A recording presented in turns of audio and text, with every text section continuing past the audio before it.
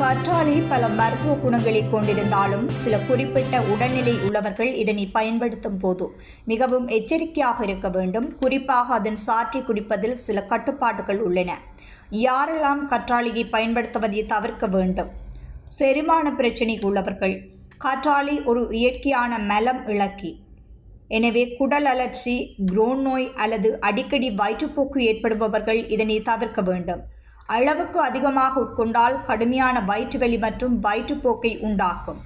சிறுநீரக குறைபாடு உள்ளவர்கள். கற்றாழை சாறு குடலை வேகமாக சுத்தப்படுத்துவதால் உடலில் நீர்ச்சத்து குறைபாடு ஏற்பட வாய்ப்புள்ளது.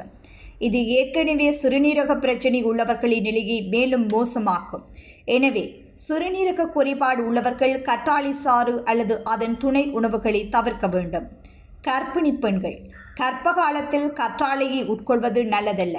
கற்றாழை மடல் தோலுக்கும் ஜெல்லுக்கும் இடையே இருக்கும் மஞ்சள் நிற திரவம் குடல் சுருக்கத்தை ஏற்படுத்துவதோடு கருப்பை சுருக்கத்தையும் தூண்டக்கூடும். மேலும் பொட்டாசியம் போன்ற அத்தியாவசிய தாதுக்கள் உடலில் குறைவதற்கு இது காரணமாகலாம்.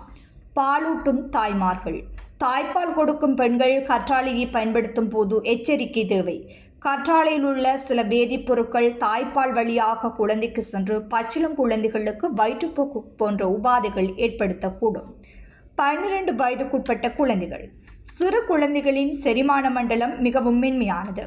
கற்றாழையில் உள்ள வீரியமிக்க பொருட்கள் அவர்களுக்கு எரிச்சலையோ அல்லது ஒவ்வாமையோ ஏற்படுத்தலாம்.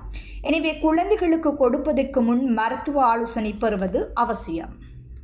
எமது விரிவான செய்திகளை www.swissnews7.com என்ற இணையதளத்தில் நீங்கள் பார்வையிடலாம்.